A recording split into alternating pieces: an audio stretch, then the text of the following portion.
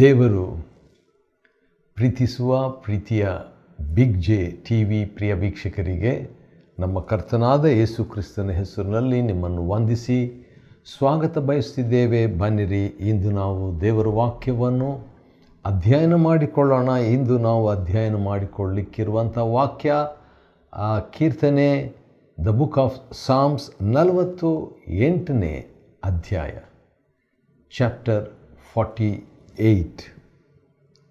48ನೇ ಕೀರ್ತನೆ ಕೂಡ ಮೆಸ್ಸಿಯನ ಕೀರ್ತನೆ, ಮೆಸ್ಸಿಯಾನಿಕ್ ಸಾಂಗ್. ಅಂದರೆ ಯೇಸು ಕ್ರಿಸ್ತನ ಕುರಿತಾದಂಥ ಪ್ರವಾದನೆಯ ಒಂದು ಕೀರ್ತನೆ. ಯಾಕಂದರೆ ಯೇಸು ಕರ್ತನ ಹೇಳಿದಂಥ ಮಾತಿನಲ್ಲಿ ಕೀರ್ತನೆಗಳು ಕೂಡ ಯೇಸು ಕ್ರಿಸ್ತನ ಕುರಿತಾಗಿ ಬರೆದಿರುವಂಥದ್ದು, ಸೂಚಿಸಿರುವಂಥದ್ದು ಎಂಬುದನ್ನು ನಮ್ಮ ಕರ್ತನಾದ ಯೇಸು ತಾನೇ ಹೇಳಿದಂಥ ಮಾತು. ಹಾಗಾದರೆ ಅದು ಕೀರ್ತನೆಯಲ್ಲಿಯೂ ಕ್ರಿಸ್ತನಿದ್ದಾನೆ, ಕೀರ್ತನೆಯಲ್ಲಿಯೂ ಕ್ರಿಸ್ತನ ಕುರಿತಾಗಿದೆ, ಕೀರ್ತನೆಯಲ್ಲಿಯೂ ಪ್ರವಾದನೆ, ಕೀರ್ತನೆ ಪ್ರಾರ್ಥನೆ, ಕೀರ್ತನೆ ಪ್ರಾಯೋಗಿಕವಾದಂಥ ಅನ್ವಯ.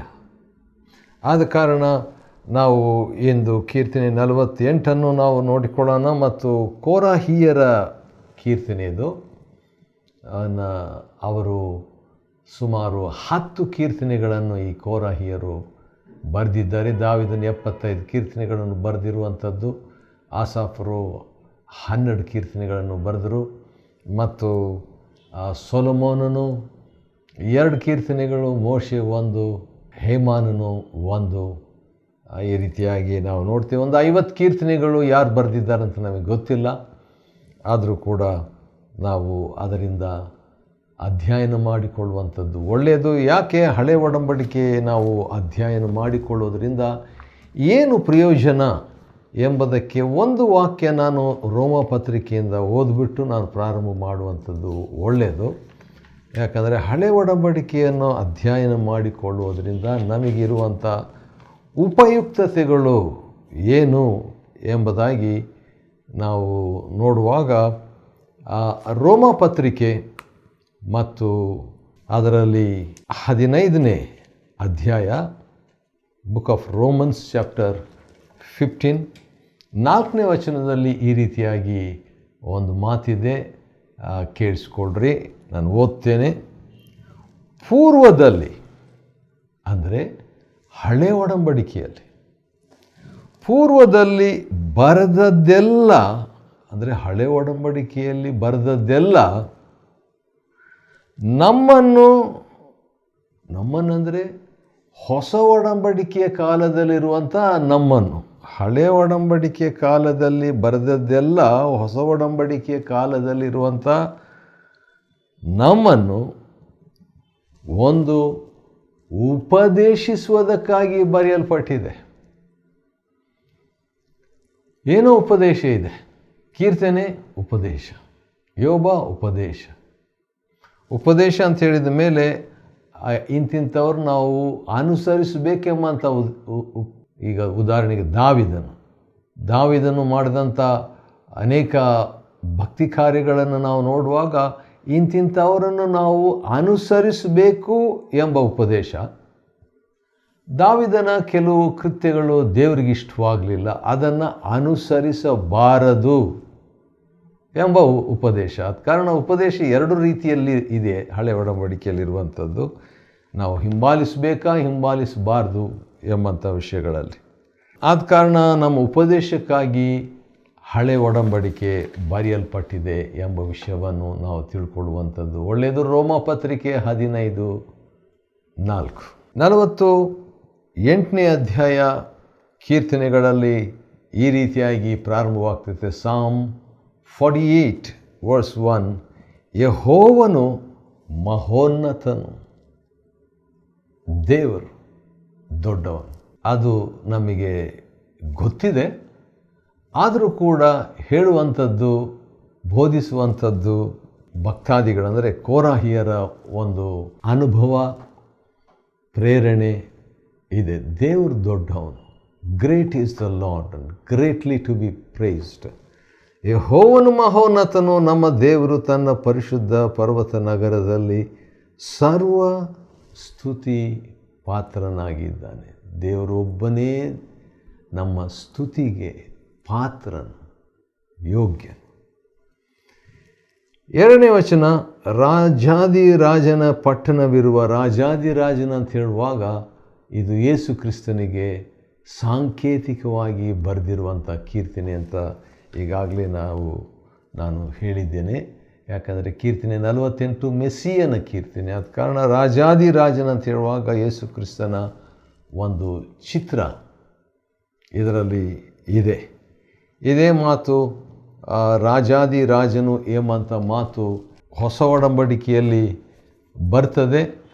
ಆದರೆ ಆಶ್ಚರ್ಯ, ಯಾರಿಗೆ ಸಂಬಂಧಪಟ್ಟು ಅದು ಬರೆದಿದೆ ಎಂಬುದಾಗಿ ನೋಡುವಾಗ ಅದು ನಮ್ಮ ಕರ್ತನಾದ ಯೇಸು ಕ್ರಿಸ್ತನಿಗೆ ಸಂಬಂಧಪಟ್ಟು ಬರೆದಿದೆ ಎಂಬಂಥ ವಿಷಯವನ್ನು ನಾವು ನೋಡ್ಬೋದು. ಹೌದು, ಆತನು ಮರಗೆಲಸ ಮಾಡಿದಂಥ ಕೆಲಸ, ಅಂದರೆ ಬಡಿಗನು, ಸಾಧಾರಣ ವ್ಯಕ್ತಿ, ಬಡವನು, ಹಾಗೆಲ್ಲ ನಾವು ಯೇಸು ಕ್ರಿಸ್ತನ ವಿಷಯವಾಗಿ ತಿಳ್ಕೊಳ್ತೇವೆ. ಆದರೆ ಹೌದು, ನಿಜ, ಆತನು ಮನುಷ್ಯನು, ಆತನು ಮರಗೆಲಸ ಮಾಡಲಿಕ್ಕೆ ಬಂದಂಥ ಬಡಿಗ, ಅವೆಲ್ಲ ನಿಜನೇ. ಆದರೆ ಒಂದು ನೆನಪಿಟ್ಕೊಳ್ಬೇಕು, ಆತನು ದೇವರು ಮನುಷ್ಯನಾಗಿ ಬಂದಾತ, ಮನುಷ್ಯನಾಗಿ ಬಂದ ದೇವರು. ಯಾಕೆ ಮನುಷ್ಯನಾಗಿ? ನಮಗೋಸ್ಕರ. ಸರಿ, ಕೀರ್ತನೆ 48:2 ರಾಜಾದಿರಾಜನು ಅಂತಿದೆಯಲ್ಲ. ಪ್ರಕಟಣೆ 19ನೇ ಅಧ್ಯಾಯದಲ್ಲಿ ಆ ರಾಜಾದಿರಾಜನು ಯಾರಂತ ನಾವು ನೋಡಿಕೊಳ್ಳೋದಾದರೆ 16ನೇ ವಚನದಲ್ಲಿ ಈ ರೀತಿಯಾಗಿದೆ. ಅದೇನಂತ ಹೇಳಿದರೆ, ಆತನ ತೊಡೆಯ ಮೇಲಣ ವಸ್ತ್ರದಲ್ಲಿ, ಅಂದರೆ ಯೇಸು ಕ್ರಿಸ್ತನ ಮೇಲೆ ವಸ್ತ್ರದಲ್ಲಿ ರಾಜಾದಿರಾಜನು, ಕರ್ತರ ಕರ್ತನು ಎಂಬ ಹೆಸರು ಬರೆದದೆ. ಹಾಗಾದರೆ ಆತನು ರಾಜಾದಿರಾಜನೇ, ಯೇಸು ಕ್ರಿಸ್ತನು. ಅಷ್ಟೇ ಅಲ್ಲ, 13ನೇ ವಚನದಲ್ಲಿ ಆತನಿಗೆ ದೇವರ ವಾಕ್ಯವೆಂದು ಹೆಸರು. ಆಶ್ಚರ್ಯ, ಯೇಸು ಕ್ರಿಸ್ತನ ವಿಷಯವಾಗಿ ನಾವು ಕೀರ್ತನೆಯಲ್ಲಿ ನೋಡ್ತಾ ಇದ್ದೇವೆ. ನನಗೂ ಆಶ್ಚರ್ಯ. ಯಾಕಂತ ಹೇಳಿದರೆ, ಕೀರ್ತನೆ ಅಂದರೆ ಏನೋ ಒಂದು ಪ್ರಾರ್ಥನೆ ಹಾಗೆ ನಾನು ಅಂದ್ಕೊಂಡ್ಬಿಡ್ತಿದ್ದೆ. ಆದರೆ ಯೇಸು ಕ್ರಿಸ್ತನ ಕುರಿತಾಗಿ ಭಾಳ ಸ್ಪಷ್ಟವಾಗಿ ಅನೇಕ ಕೀರ್ತನೆಗಳಲ್ಲಿ ನಾವು ನೋಡ್ತಿದ್ದೇವೆ ರೀ. ಸರಿ, ರಾಜಾದಿರಾಜನ ಪಟ್ಟಣವಿರುವ ಚೀಯೋನ್ ಪರ್ವತವು ಉತ್ತರ ದಿಕ್ಕಿನಲ್ಲಿ ಉನ್ನತವಾಗಿಯೂ ರಮ್ಯವಾಗಿಯೂ ಭೂಲೋಕದೆಲ್ಲ ಕಂಗೊಳಿಸುತ್ತಿರುವುದು. ಮತ್ತು ದೇವರು ಅದರ ಕೊತ್ತಲುಗಳಲ್ಲಿ ತಾನೇ ಭದ್ರವಾಗಿ ಬುರುಜೆಂದು ಕೀರ್ತಿ ಪಡೆದನು. ಹೌದು, ಈ ರೀತಿಯಾಗಿರುವಂಥ ಆ ಒಂದು ಚಿತ್ರ ನೋಡುವಾಗ ಕೀರ್ತನೆಗಾರನು ನನ್ನ ಶರಣನೇ, ನನ್ನ ವಿಮೋಚಕನೇ, ನನ್ನ ಕೋಟೆಯೇ, ನನ್ನ ಬಂಡೆಯೇ, ನನ್ನ ದುರ್ಗವೇ, ನನ್ನ ಬುರುಜೆ, ಈ ರೀತಿಯಾಗಿ ಕೆಲವರು ಆ ಹಳೆ ಒಡಂಬಡಿಕೆಯಲ್ಲಿ ದೇವರನ್ನು ಆ ರೀತಿಯಾಗಿ ಹೋಲಿಸಿದ್ದುಂಟು, ಸಂಬೋಧಿಸಿದ್ದು ಉಂಟು. ರಾಜರು ಕೂಡಿಕೊಂಡರು. 4ನೇ ವಚನ, ಅವರು ಒಗ್ಗಟ್ಟಾಗಿ ಬಂದರು, ನೋಡಿ ಬೆರಗಾದರು, ತಲ್ಲಣಿಸಿ ಓಡಿ ಹೋದರು. ಇವೆಲ್ಲ ಪದ್ಯ ರೂಪದಲ್ಲಿ ಇರುವಂಥದ್ದು. ಕಂಪನವು ಹೆರುವವಳಂತೆ ವೇದನೆಯು ಅವರಿಗುಂಟಾಯಿತು. ದೇವರೇ, ನೀನು ಬಿರುಗಾಳಿಯಿಂದ ತಾರ್ಷೀಸ್ ದೇಶದ ದೊಡ್ಡ ದೊಡ್ಡ ಹಡಗುಗಳನ್ನು ಒಡೆದು ಬಿಟ್ಟಂತಾಯಿತು. ತಾರ್ಷೀಸ್ ಅಂದ ತಕ್ಷಣ ನನಗೆ ನೆನಪಾಗುವಂಥದ್ದು ಏನಂತೇಳಿದ್ರೆ ಯೋನ ಕೂಡ ಅವನು ತಾರ್ಷೀಸ್ ಸಂಬಂಧಪಟ್ಟಂಥದ್ದು ನೋಡಿದೆ. ಯೋನ ಎಂಬ ಪ್ರವಾದಿ. ನೀನು ಬಿರುಗಾಳಿ ಅಂತ ಯಾಕೆ ಬರೆದಿದೆ ಅಂತ ಹೇಳ್ಬಿಟ್ಟು ನಾನು ಯೋಚನೆ ಮಾಡುವಾಗ, ನೋಡ್ರಿ, ದೇವರ ಸಾರ್ವಭೌಮತ್ವವನ್ನು ಕೀರ್ತನೆಗಳಲ್ಲಿ ವಿವಿಧ ರೀತಿಯಿಂದ ವರ್ಣಿಸಲಾಗಿದೆ. ಬಿರುಗಾಳಿ ಕೂಡ ಭೂಮಿಯು ಅದರಲ್ಲಿರುವ ಸಮಸ್ತವೂ ಲೋಕವೂ ಅದರಲ್ಲಿರುವ ನಿವಾಸಿಗಳು ಎಲ್ಲ ದೇವರಿಗೆ ಸೇರಿದವರು. ಹಾಗಿರುವಾಗ ಬಿರುಗಾಳಿ ಖಂಡಿತವಾಗಿ ಒಬ್ಬ ಸೃಷ್ಟಿ, ಒಬ್ಬ ಮನುಷ್ಯನು ಅಂದರೆ ಯೆಹೋಶುವನು ಸೂರ್ಯನನ್ನು ನಿಲ್ಲು ಅಂತ ಹೇಳಿದಾಗ ನಿಂತು ಹೋಯಿತು. ಯೆಹೋಶುವನ ಗ್ರಂಥ 10ನೇ ಅಧ್ಯಾಯ. ಒಬ್ಬ ಮನುಷ್ಯನಿಗೆ ಅಷ್ಟೊಂದು ಅಧಿಕಾರ ಇರುವಾಗ ದೇವರಿಗೆ ಇನ್ನೆಷ್ಟರ ಮಟ್ಟಿಗೆ ಅಧಿಕಾರ ಇರಬೇಕು. ಇದನ್ನು ತೋರಿಸುವಂಥದ್ದೇ ಈ ಕೀರ್ತನೆಯಲ್ಲಿ ಆಗಾಗ ಬರುವಂಥದ್ದು. ಬಿರುಗಾಳಿ ಅಂತ ಹೇಳಿದಾಗ ನಮ್ಮ ಕರ್ತನಾದ ಯೇಸು ಕ್ರಿಸ್ತನು ಮಾಡಿದಂಥದ್ದು ನನಗೆ ನೆನಪಿದೆ. ಏನದು? ಆತನು ದೋಣಿಯಲ್ಲಿ ಹೋಗ್ತಾ ಇದ್ದ, ರಭಸವಾಗಿತ್ತು ಸಮುದ್ರವು. ಶಿಷ್ಯರು ಭಯಪಟ್ಟು ಬಿಟ್ಟರು. ಸ್ವಾಮಿ ಸಾಯುತ್ತೇವೆ, ನಿನಗೆ ಚಿಂತೆ ಇಲ್ಲವೇ ಎಂಬುದಾಗಿ ಹೇಳಿದರು. ಯೇಸು ಸ್ವಾಮಿ ಆದರೂ ನಿದ್ದೆ ಮಾಡ್ತಿದ್ರು. ನಿದ್ದೆಯಿಂದ ಎದ್ದು ಬಿರುಗಾಳಿಗೆ ಸುಮ್ಮನಿರು, ಮೊರೆ ಬೇಡ ಅಂತ ಒಂದು ಕಮ್ಯಾಂಡ್, ಒಂದು ಆಜ್ಞೆ ಕೊಟ್ಟರು. ತಕ್ಷಣ ಬಿರುಗಾಳಿ ಶಾಂತವಾಯಿತು. ಆಗ ಇವರಿಗೆ ಆಶ್ಚರ್ಯ, ಇದೇನಪ್ಪ ಇದು, ಗಾಳಿಯು ಸಮುದ್ರವು ಈತನ ಮಾತು ಕೇಳ್ತವಂತ. ಹೌದು, ಆತನ ಮಾತು ಕೇಳ್ತವೆ. ಯಾಕಂದರೆ ಯೇಸು ಕ್ರಿಸ್ತನು ದೊಡ್ಡ ವ್ಯಕ್ತಿ. ಮನುಷ್ಯನಾಗಿ ಆತನು ಬಂದದ್ದನ್ನು ಭಾಳ ಜನರು ತಪ್ಪು ತಿಳ್ಕೊಳ್ತಾರೆ. ಯಾಕಂತ ಹೇಳಿದರೆ ಆತನು ಮನುಷ್ಯನಾಗಿ ಬಂದ, ಆದರೆ ಮನುಷ್ಯನಾಗಿ ಬಂದ ಆತನು ಅದಕ್ಕಿಂತ ಮುಂಚೆ ಆತನು ದೇವರಾಗಿದ್ದ. ಇಲ್ಲೇ ನಾವು ತಪ್ಪೋದು. ಆತನು ಮನುಷ್ಯನಾಗಿ ಬಂದ, ಆತನು ಬಲಹೀನನು, ಸಾಧಾರಣ ಮನುಷ್ಯನು, ಬಡಿಗನು. ಆದ ಕಾರಣ ಆತನ ತಾಯಿ ಆತನಿಗಿಂತಲೂ ಶ್ರೇಷ್ಠ. ಹೀಗೆಲ್ಲ ನಾವು ಯೋಚನೆ ಮಾಡ್ತೀವಿ. ಆದರೆ ಯೇಸು ಸ್ವಾಮಿ ತಾನೇ ಅಬ್ರಹಾಮನು, ಅಂದರೆ ಸುಮಾರು 3000 ವರ್ಷಗಳ ಹಿಂದೆ ಇದ್ದಂಥ ಅಬ್ರಹಾಮನಿಗಿಂತ ಮುಂಚೆ ನಾನಿದ್ದೇನೆ. ನಿನಗೆ 50 ವಯಸ್ಸು ಕೂಡ ಆಗಿಲ್ಲ, 3000 ವರ್ಷಗಳ ಹಿಂದೆ ಇದ್ದಂಥ ಅಬ್ರಹಾಮನನ್ನು ನೀನು ನೋಡಿದ್ಯಾ ಅಂತ ಹೇಳಿದರೆ ಆ ರೀತಿಯಾಗಿ ಯೇಸು ಸ್ವಾಮಿ ಹೇಳ್ತಾನೆ, ಅಬ್ರಹಾಮನ ಮುಂಚೆ ನಾನಿದ್ದೆ ಎಂಬಂಥ ಮಾತು. ಕೊಲೊಸ್ಸೆಯರಿಗೆ ಬರೆದ ಪತ್ರಿಕೆ ನನಗೆ ನೆನಪಿಗೆ ಬರ್ತಾ ಇದೆ.